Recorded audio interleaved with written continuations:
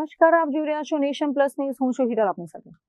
આગામી સ્થાનિક સ્વરાજ્યની ચૂંટણીમાં જીત મેળવવા માટે ગીર સોમનાથ જિલ્લામાં કોંગ્રેસ પક્ષ એક્શન મોડમાં જોવા મળી રહ્યો છે. વેરાવળ શહેર અને તાલુકા કોંગ્રેસ દ્વારા જિલ્લા પંચાયત તેમજ તાલુકા પંચાયતની બેઠકો માટે ઉમેદવારોની પસંદગી પ્રક્રિયા તેજ બનાવવામાં આવી છે. વેરાવળના ધારાસભ્ય વિમલ ચુડાસમાના કાર્યાલય ખાતે આજે સેન્સ પ્રક્રિયા હાથ ધરવામાં આવી હતી. ગીર સોમનાથ જિલ્લામાં ચૂંટણીના જંગમાં વિજય મેળવવા કોંગ્રેસે કમર કસી છે. વેરાવળ તાલુકા અને જિલ્લા પંચાયતની સીટો માટે યોગ્ય અને જીતી શકે તેવા મુરતિયા શોધવા માટે સેન્સ પ્રક્રિયા હાથ ધરાઈ હતી.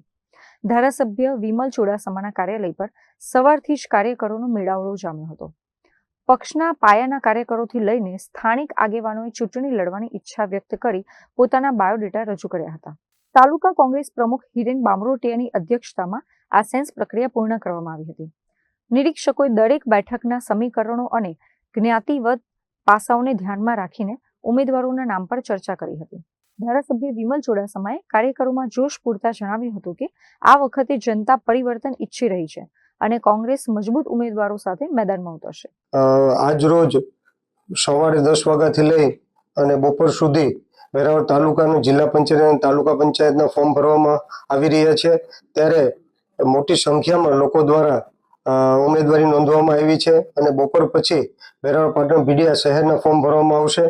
એટલે સમગ્ર આજ પૂરો દિવસ વેરાવળ તાલુકા અને વેરાવળ શહેરના જે આ ચૂંટણીમાં જે નગરપાલિકાની ચૂંટણી હોય કે તાલુકા પંચાયત કે જિલ્લા પંચાયતની ચૂંટણી હોય એમાં જે ઉમેદવારી નોંધ કરવા માંગતા હોય એના ફોર્મ ભરવામાં આવી રહ્યા છે અને મોટી સંખ્યામાં ફોર્મ ભરી રહ્યા છે. કારણ કે થોડાક દિવસો પહેલા વેરાવળ તાલુકાના ઓબીસી આમ આદમી પાર્ટી પણ કોંગ્રેસ પાર્ટીમાં જોડાયા. પરમ દિવસે 30 જેટલા કાર્યકરો જે વેરાવળ પાટણ ભીડિયા શહેરના સ્વપ્રભારી આમ આદમી પાર્ટીના અને 30 કાર્યકરો સાથે પણ કોંગ્રેસ પાર્ટીમાં જોડાયા. ત્યારે મોટી સંખ્યામાં કોંગ્રેસ પાર્ટીની અને મારી કામગીરી જોઈ અને મોટી સંખ્યામાં બીજી પાર્ટીના લોકો જોડાઈ રહ્યા છે. એના કારણે આજે ફોર્મ ભરવા તમે જોઈ રહ્યા છો, મોટી સંખ્યામાં ફોર્મ પણ ભરાઈ રહ્યા છે. ત્યારે પાર્ટી દ્વારા પ્રદેશ પ્રમુખ માનનીય અમિતભાઈ ચાવડા દ્વારા આ ફોર્મ ત્યાં મોકલવામાં આવશે અને ચોક્કસ રીતે તેમાં જે ઉમેદવાર પસંદ કરી જે પ્રદેશ પ્રમુખ દ્વારા જે ઉમેદવાર પસંદ કરવામાં આવશે અને પસંદ કરવા ઉમેદવારને ટિકિટ આપવામાં આવશે અને સંપૂર્ણ જિલ્લા પંચાયત, તાલુકા પંચાયત અને વેરાવળ પાટણ ભીડિયા નગરપાલિકા બને એવો 100% અમારો પ્રયત્ન રહેશે. અને સંપૂર્ણ તમને વિશ્વાસ છે કે વેરાવળ પાટણ નગરપાલિકા પણ કોંગ્રેસ શાસિત બનવાની છે અને તાલુકા પંચાયત પણ વેરાવળમાં કોંગ્રેસ શાસિત બનવાનું છે એવો અમને 100% વિશ્વાસ છે. જે વિમલભાઈ, યુવાનોને સ્થાન મળશે કે નહીં ઉમેદવારી? વધારેમાં વધારે યુવાનોને ચાન્સ મળવાનો છે. કારણ કે યુવાન લોકો પણ ખૂબ જે અમારી પાર્ટીમાં જોડાઈ રહ્યા છે. હમણાં જે જોડાયા એ પણ વધારે પડતા યુવાનો છે અને કોંગ્રેસ પાર્ટીમાં પણ હમણાં પણ ઘણી મોટી સંખ્યામાં સભ્યપદ પણ યુવાનો દ્વારા લેવામાં આવ્યા. ત્યારે યુવાનોને પણ પૂરેપૂરી તક આપવામાં આવશે.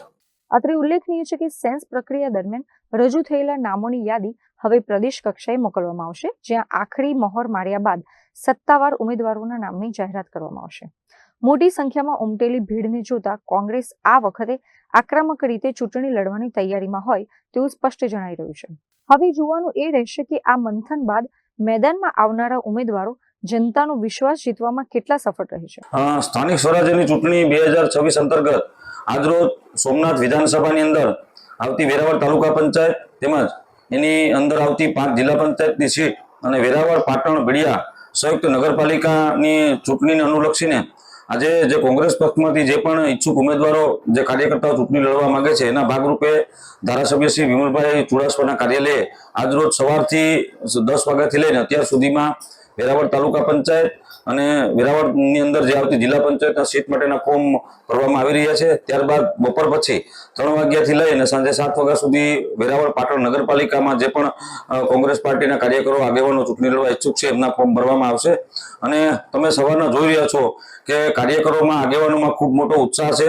તમે પણ જાણો છો કે ઘણા સમયથી આ તાલુકા જિલ્લા પંચાયતમાં ભારતીય જનતા પાર્ટીનું શાસન છે અને સમગ્ર ગુજરાતમાં પ્રજા એમના શાસનથી જ્યારે ત્રાહિમામ હોય ત્યારે મતદારોમાં પણ ઉત્સાહ છે અને કાર્યકર્તાઓ ખૂબ મોટી સંખ્યામાં ઉમટી રહ્યા છે. અને વેરાવળની અંદર જે 22 તાલુકા પંચાયત આવી છે એમાં 80 થી પણ વધારે દાવેદારોએ ફોર્મ ભર્યા છે અને જિલ્લા પંચાયતની પણ જે 5 બેઠક છે એમાં પણ 20-25ની આસપાસ દાવેદારોએ ફોર્મ ભર્યા છે.